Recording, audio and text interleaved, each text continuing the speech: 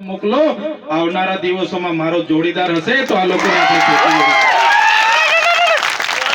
આવનારા દિવસોમાં તાલુકા જિલ્લા પંચાયતમાં આપણા માણસો હશે તો બધાના કામો થશે, બધા સાથે આવીને ઉભા રહેશે. એક સારો ધારાસભ્ય હશે તો વિધાનસભામાં મારો સાયો બનીને ઉભો રહેશે.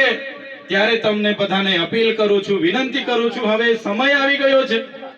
બધાને બહુ આપણે મતો આપ્યા, બહુ ચૂંટી લાવ્યા છે, પણ હવે અહીંયા બેઠેલા લોકોમાંથી ચૂંટાવવું જોઈએ એવી મારી તમને વિનંતી છે. સારા માણસો નક્કી કરો, એમને તાલુકા પંચાયતના પ્રમુખ બનાવો, જિલ્લા પંચાયતના પ્રમુખ બનાવો, ધારાસભ્ય બનાવો, જે આપણા માટે રાતે ફોન કરીએ રાતે પહોંચી જાય એવો માણસને ચૂંટીને તમે મોકલી. આજ વિનંતી કરવા માટે આવ્યો છું.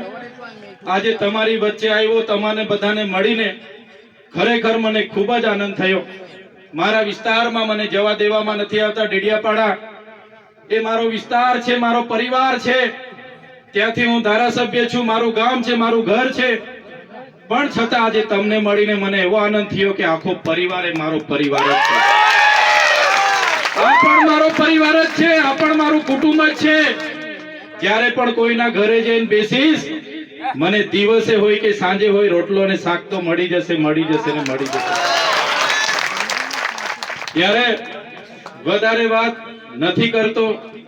જે પણ કપરો સમય હતો, મારા સાથી મિત્રો નિરંજનભાઈ, વિક્રમભાઈ, આશુતોષભાઈ, આશીષભાઈ, એમની આખી ટીમ, અમારા સરપંચશ્રીઓ રમેશભાઈ હોય કે શાંતિલાલભાઈ હોય, વકીલોની આખી ટીમ, અને મારી બહેનો દક્ષાબેન થી માંડીને સરોજબેન થી માંડીને બધા જ લોકો, હું જેલમાં હતો એ દરમિયાન મારી ખૂબ જ ચિંતા કરતા હતા, મારા પરિવાર સાથે ઉભા હતા.